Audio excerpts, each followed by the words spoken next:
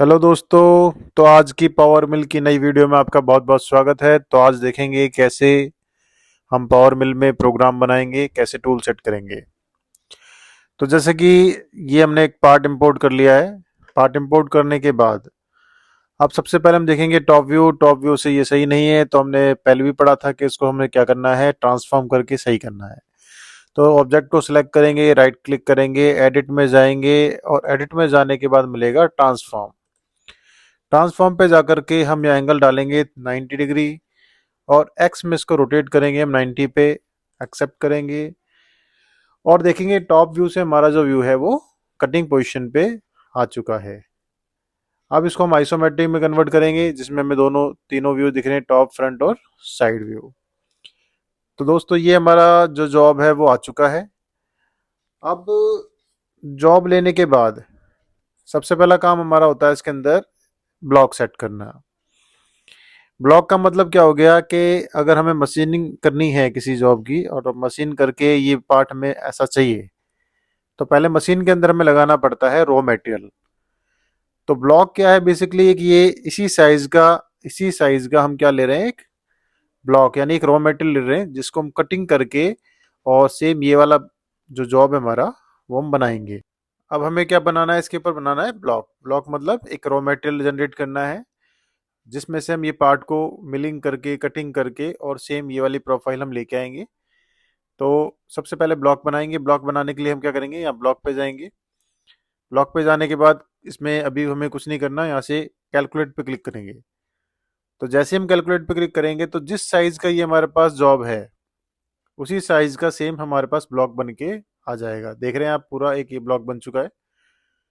तो जॉब की जो साइज है वो है 100 बाई 100 और जेड जो है हमारा है 40, यानी 100 बाई 100 का ही जॉब है और जिसकी जो हाइट है वो है टोटल 40 mm।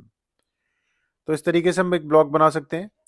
यदि हमें ये ब्लॉक ब्लॉक मतलब आप समझ रहे हैं कि ब्लॉक क्या है, रॉ मटेरियल है जिसमें से हम पार्ट को काटेंगे। अब जब मशीनिंग करेंगे तो आप देखेंगे कि ऊपर वाला जो रॉ मटेरियल है हमारा वो पूरा कटेगा और कटने के बाद ये वाली प्रोफाइल हमारे पास आ जाएगी। यदि हम चाहते हैं कि इसके साइड में भी इसको हम फिनिशिंग करें, है ना, अभी तो फिनिशिंग साइड में होगा नहीं, क्यों, क्योंकि ये सेम साइज का हमारा एक ब्लॉक बना है। तो टूल अगर हमारे साइड में चलने की कोशिश करेगा तो नहीं चलेगा। तो यदि हम चाहते हैं कि इसमें हम इसको ऊपर से पूरा फिनिश करके और साइड की जो वॉल्स है हमारी उसको भी हम टूलिंग के द्वारा फिनिश करना चाहते हैं, तो क्या करना पड़ेगा, इस ब्लॉक की साइज को हमें एक्सपेंशन करना पड़ेगा दोनों साइड, यानी लेफ्ट साइड, राइट साइड और दोनों साइड, इस साइड में, यानी इन चारों साइड में हम इसका करेंगे, इस ब्लॉक को थोड़ा थोड़ा एक्सपेंशन कर देंगे यानी बढ़ा देंगे। तो एक्सपेंशन करने का तरीका क्या है, देखो ब्लॉक के ऊपर ही डिपेंड करेगा सारी चीजें। तो हमने सिंपली अगर ब्लॉक को कैलकुलेट करते हैं तो क्या होता है, एग्जैक्ट जो पीस है हमारा उस पीस साइज के अकॉर्डिंग ही ये ब्लॉक बनता है। यदि हमें साइड में हमें इसको बढ़ाना है ब्लॉक को तो क्या करेंगे, तो यहाँ पे हमें मिलता है एक्सपेंशन का ऑप्शन ब्लॉक के अंदर।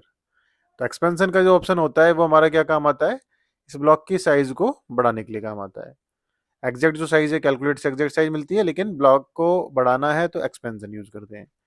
लेकिन यदि हम एक्सपेंशन में कोई वैल्यू डालें, हमने डाल दिया सपोज यहाँ पे डाल दिया 10, है ना, और 10 डालते अगर हम कैलकुलेट करेंगे तो क्या होगा कि इस साइड से 10 mm बढ़ेगा, इस साइड से 10 mm बढ़ेगा, इस साइड से 10 mm बढ़ेगा, इस साइड से 10 mm बढ़ेगा। लेकिन सेम हमारा जेड से भी 10 mm बढ़ जाएगा, जो कि हमें नहीं चाहिए, क्योंकि जेड से तो हमें एग्जैक्ट काटना है, जेड में तो ऑलरेडी फिनिश हो जाएगा। तो हमें जेड में एक्सपेंशन नहीं करना है, उसके लिए क्या करेंगे, हम जेड को कर देंगे यहाँ से लॉक। तो जेड वाली वैल्यू हमने लॉक कर दी।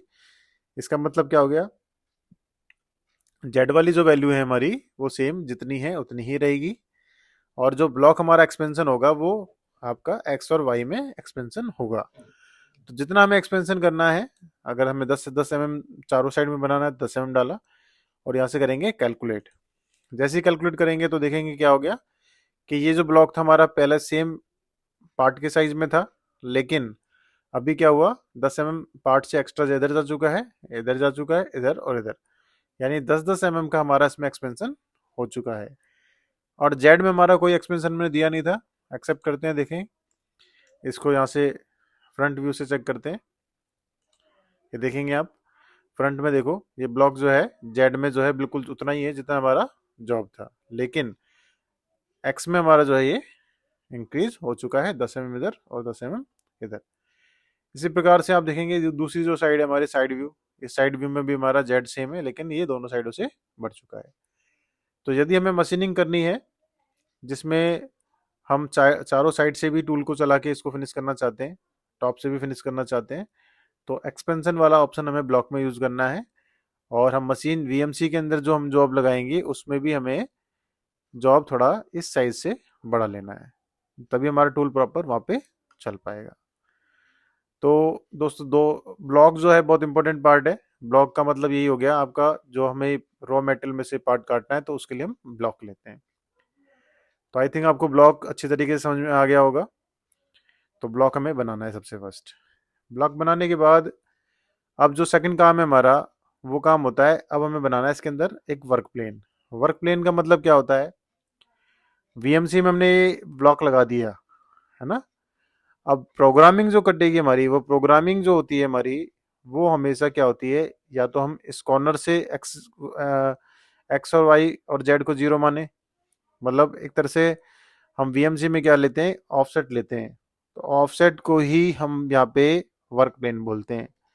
वर्क प्लेन का मेन कारण ये होता है कि हमारा जो प्रोग्राम बनेगा वो जीरो जीरो की वैल्यू को काउंट करके जब बनता है, तो इस जॉब का जीरो जीरो हम कहाँ मानेंगे, सेंटर में मानेंगे। हमेशा वीएमसी प्रोग्रामिंग में जो हम प्रोग्राम बनाते हैं उस प्रोग्राम का जो हमारा ऑफसेट हम कोऑर्डिनेट पोजीशन लेते हैं वो लेते हैं जीरो, यानी एक्स का जीरो, एक्स का सेंटर, वाई का सेंटर और जेड का टॉप।